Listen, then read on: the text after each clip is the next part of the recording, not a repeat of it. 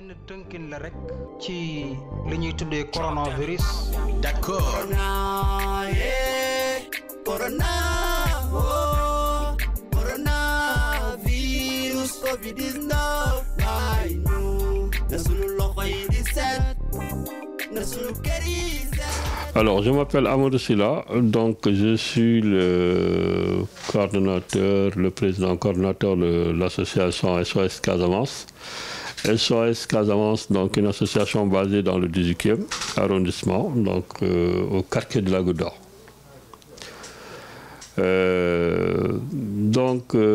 C'est vrai, sur la situation, vous me demandez sur la situation de confinement, comment effectivement on a pu travailler. C'est vrai que le confinement, tout le monde était confiné, donc à la limite, c'était très difficile de mettre en place les activités dans le cadre des associations. Mais ce qui était important pour nous, puisqu'on avait différentes activités dans le cadre associatif que nous déroulons, on a des activités de soutien scolaire, on a des activités d'accompagnement linguistique, on a des activités donc, qui sont en lien avec la parentalité. On a également des activités thématiques. Donc de ce point de vue-là, l'accueil était quasiment difficile d'accueillir en public parce que voilà, tout était fermé. On ne pouvait pas prendre le risque de continuer à accueillir des publics pour des raisons sanitaires. Alors, par contre, le suivi a continué à se faire parce que au niveau des familles, par rapport aux familles que nous accompagnons, on a réussi à maintenir le contact, le lien. Parce que quand les gens sont confinés, c'est quand même une situation nouvelle, une situation particulière, exceptionnelle, qui interroge beaucoup les gens. Et donc, il est important qu'on soit un peu présent à ces moments-là pour en tout cas partager ces moments avec certaines familles, avec certains publics, ne serait-ce que montrer notre présence. Donc ce que nous avons essayé de faire, et comme en période de confinement, les écoles aussi ont fonctionné, donc ça veut dire que les enfants ont continué à travailler, donc ça a été des cours à distance que les enfants ont pu bénéficier. Sur ce côté également, on était tout près des familles, des enfants, que nous accompagnons dans le cadre de l'accompagnement scolaire, ne serait-ce que pour les aider à pouvoir faire les devoirs, à s'enquérir, est-ce qu'ils comprennent un peu le travail qu'on leur a donné de l'école, parce que c'est très très difficile pour un enfant qui a l'habitude d'avoir un maître ou un professeur en face tous les jours, de se retrouver chez lui avec un document ou des trucs qu'on lui dit, voilà, il faut que tu fasses ça à la maison. Des fois, ça peut être tentant pour l'enfant, certainement, de ne pas travailler parce qu'il n'y a pas de contrainte derrière. Donc c'est vrai qu'il y a des situations de décrochage scolaire qui ont été signalées également.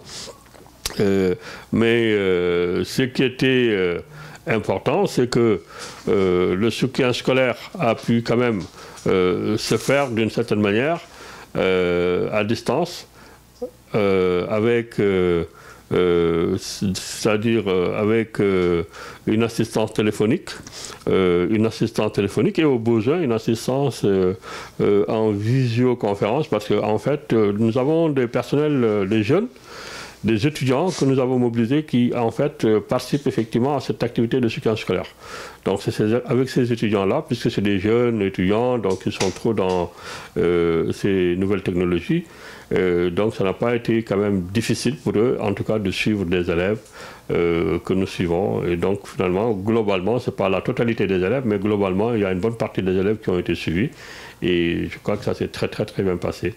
Et bon, maintenant, on arrive effectivement à la phase de déconfinement, qui est quand même une bonne nouvelle, parce que je pense qu'on ne peut pas continuer éternellement à être confiné. Il faut que la vie reprenne, il faut que les activités reprennent.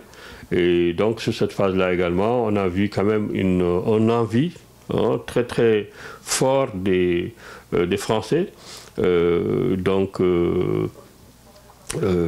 gens de pouvoir en tout cas reprendre la main sur la vie.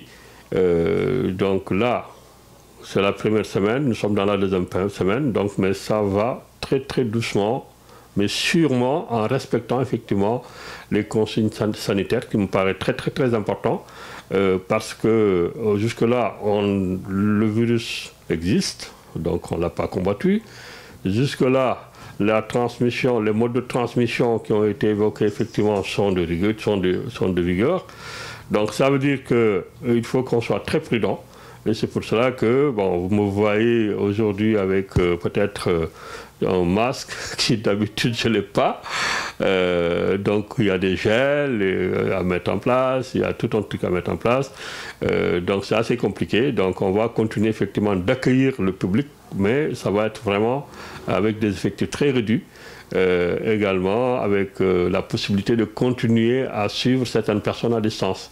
Parce qu'aujourd'hui, on a des logiciels avec des outils de communication très très élaborés qui nous permettent effectivement d'avoir des cours, d'animer des cours à distance à partir d'une plateforme comme le Zoom, comme l'application SILS également.